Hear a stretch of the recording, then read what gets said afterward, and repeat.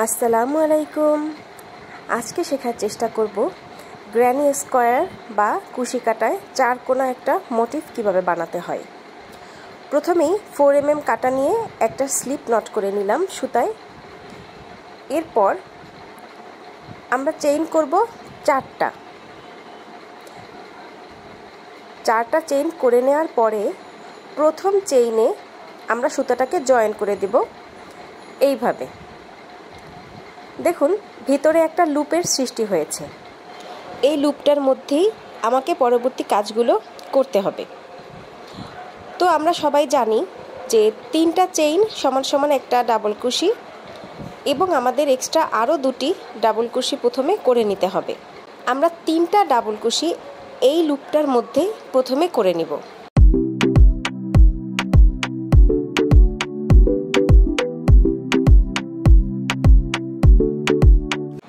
তিনটি ডাবল কুশি করার পরে আমরা 2টা চেইন করে নেব। এরপর আবার 3টি ডাবল কুশি করে নেব একইভাবে।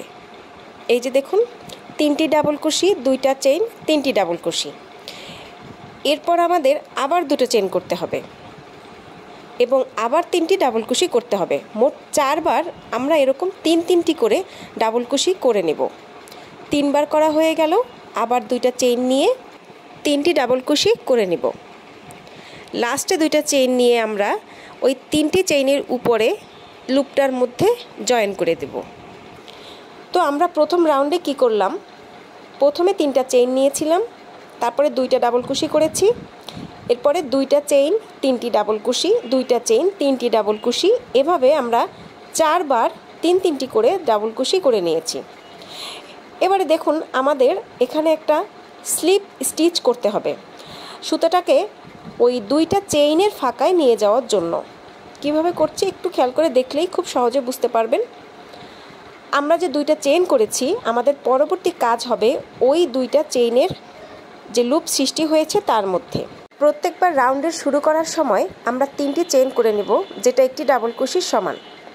তো দেখুন আমি আবারও 3টি ডাবল কুশি করছি, 2টা চেইন করব, 2টা চেইন করার পরে আবারও আমরা 3টি ডাবল কুশি করে নেব এবং এই দ্বিতীয় রাউন্ডে 2টা চেইনের স্পেসের মধ্যে আমরা একই কাজে রিপিট করব। 3টি ডাবল কুশি, 2টা চেইন, 3টি ডাবল কুশি। আর এই রিপিট কাজগুলোর মধ্যে আমাদের আর একটা করে চেইনের স্পেস দিতে হবে।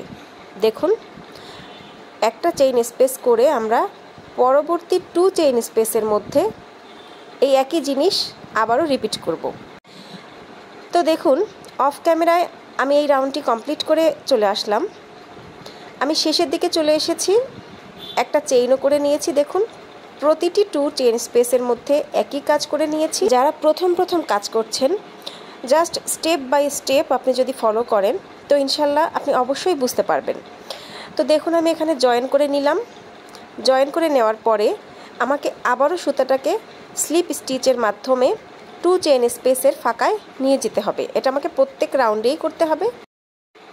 আমি আবারও এই 2 চেইন স্পেসের মধ্যে প্রথমে 3টি চেইন করে 2টা ডাবল কুশি করে নিলাম, আবার 2টা চেইন করে 3টা ডাবল কুশি করে নিলাম, যেটা আমাদেরকে প্রতিটি কর্নারেই করতে হবে। 3টি ডাবল কুশি, 2টি চেইন, 3টি ডাবল কুশি। আমরা এখন কিন্তু 3 নম্বর রাউন্ডে আছি। 3 নম্বর রাউন্ডে একটু কিছু পার্থক্য রয়েছে, খেয়াল করে দেখলেই বুঝতে পারবেন। আমরা কর্নারে যেগুলো করে নিয়েছি প্রত্যেকটি কর্নারেই আমরা ওগুলো করব। 4টা কর্নার আমার সৃষ্টি হয়েছে এবং মধ্যে মধ্যে আর একটি চেইনের স্পেস আমরা পেয়েছি।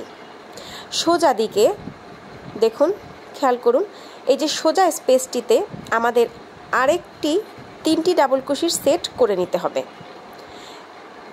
এরপর এই 3টি ডাবল কুশির পরে আমি আরেকটি চেইন নিব এবং চেইনটি নেওয়ার পরে আমি কিন্তু কর্নারে চলে এসেছি। কর্নারে তো আমাদের ওই সেম কাজ। এরপরে প্রতিটি রাউন্ডেই আমরা কর্নারে ওই একই কাজ করব এবং কর্নার বাদে যে আমাদের 1 চেইন স্পেস থাকবে ওখানে আমরা 3টি করে ডাবল কুশি করে চেইন 1 করে পরবর্তী রাউন্ডে চলে যাব। দেখুন আমি আরও 2টি রাউন্ড অফ ক্যামেরায় করে নিয়েছি এবং একটি সুন্দর স্কোয়ার শেপ এখানে কিন্তু তৈরি হয়ে গিয়েছে।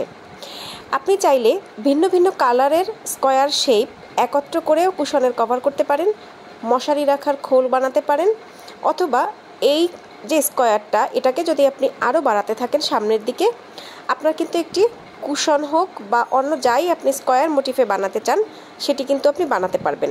প্রতিটি কর্নার দেখুন আমাদের চারদিকে 4টি কর্নার চলে গিয়েছে, ওগুলো একই রকম সেলাই হবে এবং বাকি যেগুলো আছে ওই লাইনগুলো একই রকমভাবে হবে। এই একটি সেলাই শিখে আপনি কিন্তু 3 কোনা চাদর, 4 কোনা যে কোনো কিছু বা 6 কোনা কোনো কিছুও করে নিতে পারবেন। দেখুন আমি উল্টো দিকটাও দেখিয়ে দিচ্ছি। সামনের টিউটোরিয়ালে আমি চেষ্টা করব আরও নতুন কিছু আপনাদের সামনে নিয়ে হাজির হওয়ার। সবাই সুস্থ থাকবেন, ভালো থাকবেন।